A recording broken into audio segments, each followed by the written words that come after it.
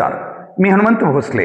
आपण पाहतात BBC Kaij live, एक असं चॅनल जे आपल्यापर्यंत सत्य आणि वास्तव जशाच्या तसं पोहोचवण्याचा प्रयत्न करत आहे. आपल्याला विनंती आहे, जर आजपर्यंत हे चॅनल आपण अद्याप सबस्क्राईब केलेलं नसेल तर नक्की हे चॅनल सबस्क्राईब करा आणि बेल आयकॉनही प्रेस करा. व्हिडिओ सुरू करण्यापूर्वी मी माझ्या मागील व्हिडिओमध्ये विलास नवनाथराव घुले यांचा उल्लेख विशाल असा केला होता, त्याबद्दल दिलगिरी व्यक्त करतो. मयत विलास नवनाथराव घुले यांचा मृतदेह आज 23 जून रोजी रात्री 10 वाजेपर्यंत अद्याप केज पोलीस स्टेशनच्या समोर नागरिकांनी ठिय्या मांडून अद्याप ताब्यात घेतलेला नाही आणि त्यामुळं केज शहरात आज दिवसभर जो गतिरोध सुरू होता तो रात्री 10 नंतरही सुरूच आहे. खरं तर आज जेव्हा हे आंदोलन सुरू झालं सकाळी 10च्या आसपास, सर्वप्रथम केज बंदची हाक आंदोलनकर्त्यांनी दिली. त्यानुसार केज शहर बंद ठेवण्यात आलं होतं. मात्र त्यानंतर सर्व आंदोलनकर्त्यांनी श्री छत्रपती शिवाजी महाराज चौकामध्ये आरोपी सर्व अटक करावेत या मागणीसाठी रस्ता रोको आंदोलन सुरू केलं. त्यानंतर हे रस्ता रोको आंदोलन सुरू राहिलं. वेगवेगळ्या वक्त्यांची यामध्ये भाषणंही झाली. सर्वांचा एकच सुरू होता की यामध्ये जातीभेद न करता केवळ आरोपींना अटक करून त्यांना कठोरात कठोर शिक्षा व्हावी. मात्र जसजसं आंदोलन पुढे गेलं तेव्हा दुपारी 2 वाजता जसंही अंबेजोगाईहून विलास घुले यांचं शव केज इथं आंदोलनस्थळी पोहोचलं तेव्हा आंदोलनकर्त्यांनी आपला पवित्रा बदलला आणि रस्ता रोको आंदोलन तर सुरू ठेवायचं, मात्र त्यासाठी केज पोलीस स्टेशनमध्ये ठिय्या आंदोलन देण्याचं त्यांनी ठरवलं आणि त्यानुसार विलास घुले यांचं शव केज पोलीस स्टेशनच्या समोर ठेवण्यात आलं आणि तिथंच सर्वच नागरिकांनी ठिय्या आंदोलन दिलं. नंतरच्या सत्रात जी मागणी होती ती ही होती की बीडचे खासदार बजरंग बाप्पा सोनवणे यांचे सुपुत्र सौरभ सोनवणे यांच्यावरही गुन्हा दाखल करावा. मात्र ही मागणी केज पोलीस त्याचबरोबर बीड पोलीस यांनी जेव्हा ही मागणी पुढे आली तेव्हा ठीक आहे, यावर विचार करू असं म्हटलं होतं. मात्र नंतर काही वेळानंतर यावर गुन्हा दाखल करता येणार नाही अशा प्रकारचं उत्तर दिलेलं आहे. त्यानंतर नंतरच्या सत्रात बीडचे पोलीस सुप्रिंटेंडंट अर्थात नवनीत कौवत यांनीही एक विशेष निवेदनाद्वारे असा गुन्हा दाखल करता येणार नाही असं आंदोलनकर्त्याला सांगितलं होतं. मात्र तरीही आंदोलनकर्त्यांनी आपलं आंदोलन सुरूच ठेवलं आणि रात्री आता आपल्याला म्हटल्याप्रमाणे 23 जून आज रात्री 10 वाजेपर्यंत अद्याप हे आंदोलन सुरूच होतं. म्हणजेच आंदोलनकर्त्यांनी माघार घेतलेली नाही. ठीक आहे, आता आपण या आंदोलनाच्या बद्दल जरा विचार करूया. एक, या आंदोलनामध्ये विलास घुले यांची हत्या ज्या आरोपीने केली, पोलिसांचं म्हणणं आहे की ते आरोपी आम्ही नक्की अटक करू आणि ते अटक करण्याचं सत्र सुरू आहे. त्यापैकी जवळजवळ 6 आरोपी आज अटक झाल्याचं पोलिसांनी जाहीर केलं आणि त्यानुसार रात्री 7 वाजता केज कोर्टामध्ये 3 आरोपींना हजरी करण्यात आलं होतं, ज्यांना पोलीस कस्टडी सुनावण्यात आलेली आहे. त्यापूर्वी 3 आरोपी जे पकडलेले होते त्यांनाही पोलीस कस्टडी मिळालेली आहे.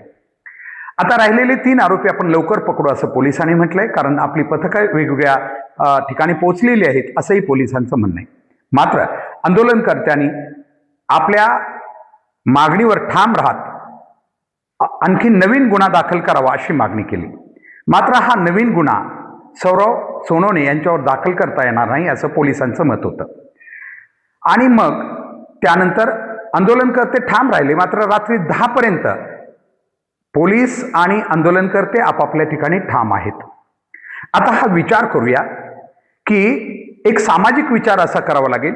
हजारो लोक पोलीस ठाण्याच्या दारात थांबलेले असताना आणि विशेष म्हणजे विलास घुले यांचं शवही तिथं आणून ठेवलेलं असताना गुन्हा दाखल का झाला नाही याची 2 निष्कर्ष निघू शकतात. एक, असा गुन्हा दाखल करता येत नाही आणि 2, कुठला राजकीय दबाव आहे का.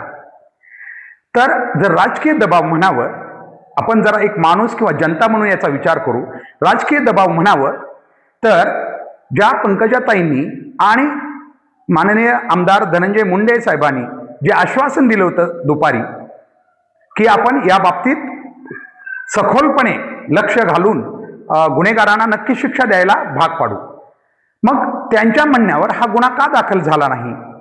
विशेष म्हणजे गृहमंत्री तर सत्ताधारी पक्षाचे आहेत.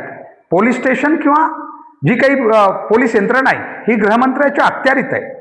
तरी हा गुन्हा रात्री 10 पर्यंत एवढा मोठा जनसमुदाय बसलेला असताना आणि शव ताब्यात घेत नसताना का दाखल झाला नाही असा प्रश्न येतो. तर आमच्यासारखे जे काही लोक आहेत ते या मतावर पोचतात की एकतर असा गुन्हा दाखल करता येत नसावा. आता आंदोलनकर्त्याचं मत होतं गुन्हा तात्पुरता दाखल करून घ्या आणि त्यानंतर तुम्ही तो नाव बाजूला काढा. पण पोलिसांचं कदाचित म्हणणं असे की हत्येसारख्या किंवा खुनासारख्या गुन्ह्यामध्ये कुणाचंही नाव घेणं आणि पुन्हा काढणं हे त्यांना शक्य नाही. आणि त्यातच आपल्याला माहिती सर्वश्रुत आहे, बीड जिल्ह्यात जेव्हा जेव्हा दोन समाजात संघर्ष होतात, खास करून मराठा आणि वंजारी समाजात, तेव्हा पोलीस यंत्रणा आणि प्रशासन अतिशय दक्षतेनं निर्णय घेत आहे आणि फार हुशारीनं किंवा अतिशय काळजीपूर्वक पावलं टाकून कुठलीही कारवाई करत असतं. कदाचित या गुन्ह्यातील जर सौरव सोनवणे यांच्यावर गुन्हाच बनत नसेल आणि तो गुन्हा केवळ समाजाच्या दबावापोटी आणि एकूणच आंदोलनकर्त्याच्या दबावापोटी जर तो मान्य केला तर कदाचित उद्या पोलिसांना त्यांचं पुरावे वगैरेही द्यावे लागतील. कारण ऑलरेडी दुपारीच पोलीस अधीक्षक नवनीत कावत जे की बीड जिल्ह्याचे पोलीस अधीक्षक आहेत त्यांनी जाहीर केलेलं आहे की आम्ही सगळे CDR तपासलेले आहेत सौरव सोनवणे यांचे, त्याचबरोबर आम्ही सगळी माहिती घेतलेली आहे आणि त्यांच्या घरात ते होते, CCTV कॅमेऱ्यात आम्ही त्यांचं लोकेशन पाहिलेलं आहे. हे सगळं माहिती पाहता त्यांच्यावर गुन्हा दाखल करता येणार नाही असं पोलिसांचं म्हणणं आहे. तर बरेचसे जे काही जाणकार आहेत किंवा कायदेतज्ञ आहेत ते पोलिसांच्या भूमिकेच्या बाजूनं सध्या तरी दिसतात. त्यांचं म्हणणं आहे की जर कुठलेच पुरावे नसतील पोलिसांच्या हाती तर अशा संवेदनशील खुनाच्या गुन्ह्यामध्ये आणि त्यात पुन्हा दोन समाज कधी कधी केवळ ईर्षेपोटी एकमेकाच्या पुढे उभा राहत असताना जर हा चुकीचा गुन्हा पोलिसाकडून घडला गेला तर त्याचे परिणाम पुढील अनेक दिवस होऊ शकतात. दुसराही समाज कदाचित येऊ शकतो आणि हा खोटा गुन्हा पोलिसांनी का दाखल केला याचा जाब विचारू शकतो. कदाचित यामुळं पोलीस हे सगळं म्हणजे काळजीपूर्वक करत असावेत असं या ठिकाणी स्पष्ट होत आहे. कारण जर हा गुन्हा दाखल होत असता, मी आता म्हटलं, किंवा करता येत असता किंवा त्याच्यात कोणालाही सहज समाजाच्या म्हणण्यावर जर मध्ये घेता येत असतं तर कदाचित पोलिसांनी सहजच ते केलं असतं. परंतु ज्याच्याबद्दल पोलिसांनी जाहीर केल्याप्रमाणे सौरव सोनवणे यांचं कुठलंही लोकेशन म्हणजे पोलिसांच्या ह्याच्यात, कारण तोंडी सांगितलं जातं, दुसऱ्या बाजूनं सांगितलं जातं की सौरव सोनवणे आले होते अमुक किंवा त्या या ठिकाणाहून गेले, परंतु पोलीस तपासामध्ये किंवा त्यांच्या कुठल्याच अशा पुराव्यामध्ये हे दिसत नाहीये. किमान मग जी काही ज्यांचं म्हणणं आहे की ते तिथं आले होते त्यांनी त्याचं काही पुरावा पोलिसांना द्यायला पाहिजे होता. जर तो दिला असता तर कदाचित नक्कीच गुन्हाही दाखल झाला असता. कारण शेवटी कायदा हा सर्वात मोठा आहे आणि कदाचित आम्ही ऐकतोय की बीडचे खासदार बजरंग बाप्पा सोनवणे यांनीही म्हटलंय की जर माझा मुलगा याच्यात थोडाही दोषी असेल तर तो पहिला आरोपी त्याला करा, असं त्यांनी काही पत्रकारांच्या प्रश्नाला उत्तर देताना म्हटलंय. प्रश्न असा आहे, दोन समाज, एकतर या दोन समाजात काही कारणानं जी काही अपघातीय म्हणू कारणानं जे एक मतभेद वाढत चाललेले आहेत ते खरं तर खूप जवळ आणणं आता गरजेचं होतं आणि त्याची तयारी सामाजिक आणि काही बाकी प्लॅटफॉर्मवर चालू असताना ही दुसरी घटना घडली. विशेष म्हणजे दुर्भाग्यानं या दुसऱ्या घटनेती या दोनच समाजाचे आरोपी आणि जे काही मयत हे आहेत, त्यामुळं आणखीनच या ठिकाणी संभ्रम निर्माण झालेला आहे. म्हणून या ठिकाणी आपण नेमका आता काय होतं हे बघावं लागेल. सध्या तरी रात्री 10 वाजून गेलेले, अद्याप या ठिकाणी बरेचसे लोक आलेले आणि एक गोष्ट मलाही एक सामाजिक कार्यकर्ता म्हणून या ठिकाणी सांगायची, आरोपी 100% आरोपींना कठोरात कठोर शिक्षा झाली पाहिजे. त्यासाठी आपण सगळ्यांनी प्रयत्न केले पाहिजेत. मात्र मागील एक संतोष देशमुख यांच्याही हत्येच्या नंतर आणि आता विलास घुले यांच्या हत्येनंतरही एक गोष्ट आम्हाला दिसते ती ही आहे की जेव्हा जेव्हा असे प्रसंग घडतात आणि समाज एकत्र येतो तेव्हा त्या समाजापुढे मत व्यक्त करणाऱ्या लोकांनी जरा भान ठेवलं पाहिजे. राजकीय क्षेत्रातील लोक, काही युवक आपली फक्त एक त्या ठिकाणी ज्याला नेतेगिरी किंवा आपलं नेतृत्व सिद्ध करण्याचा प्रयत्न करतात आणि मग जसजसे लोक टाळ्या वाजवतील समजा चुकीचं काही बोलून तेव्हा हे आणखीनच आक्रमक होतात. त्याच्यातून त्यांना वाटतं की आपलं नेतृत्व आपण तयार करतोय. आम्हाला वाटतं या दोन्ही समाजाच्या युवकांनी, नेत्यांनी हे लक्षात घ्यावं. तुमच्या अशा कृतीमुळं समाज आणखीन काही कोस दूर जाणार आहे. समाजाचं खूप मोठं नुकसान होत आहे. कारण समाज केवळ इथं समाज म्हणून दूर नाही, जो संपूर्ण बहुजन समाज एकत्र राहतो, प्रशासकीय व्यवस्था याच्यासाठी एकच आहे, सगळी बाकी व्यवस्था एकच आहे आणि त्या व्यवस्थेत काम करणारे मात्र सगळ्यात जातीचे आहेत.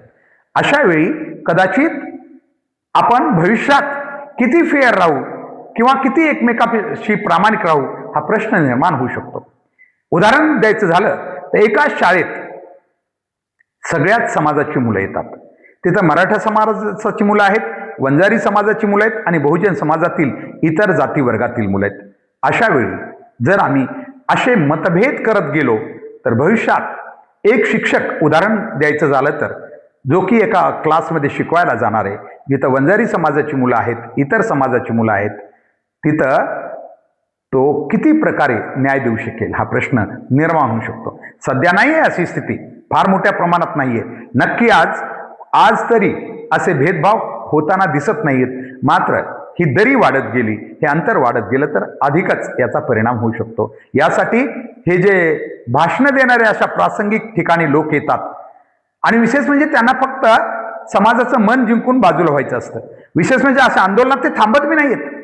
लगेच आंदोलन संपलं की संपायच्या अगोदरच आपलं भाषण झालं की लगेच 5-10 मिनिटात ते निघून जातात.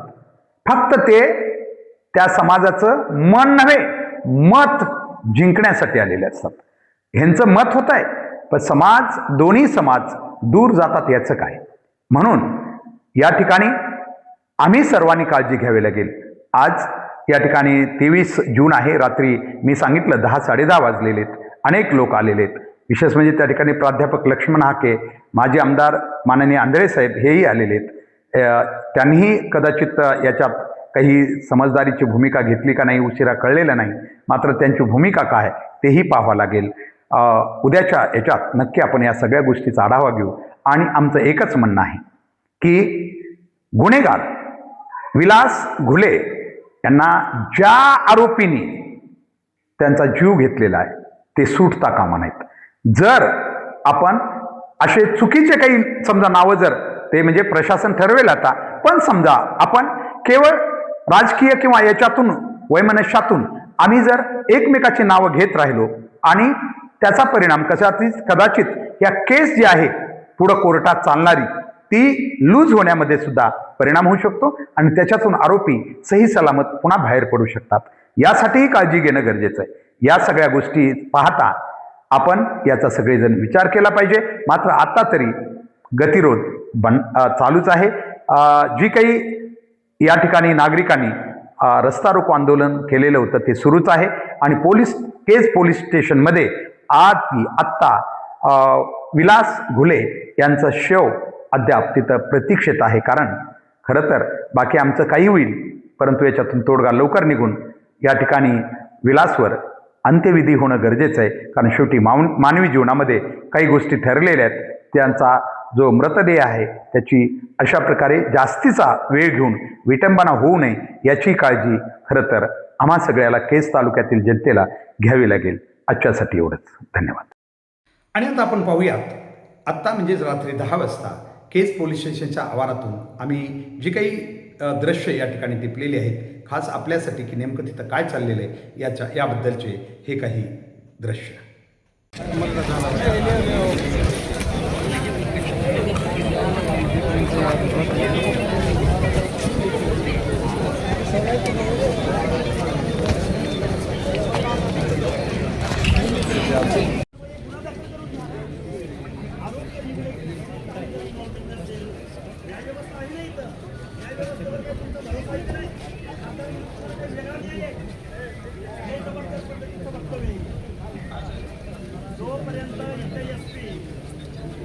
दाखल करून देणार नाही.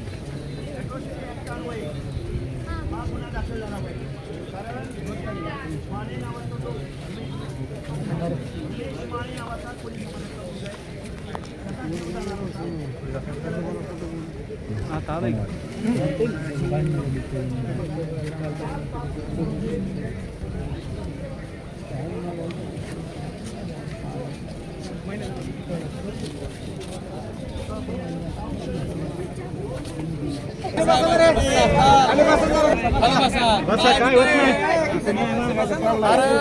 बीडचे पत्रकार मेले का किती वाईट.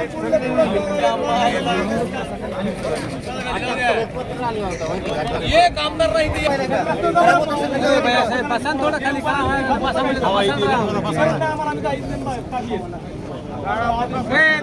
बसा ना खाली नसता मग साईडला उभा राहणार रे. काय नाही बरं का बसलं तर का फरक पडायला असं ना उभं राहून का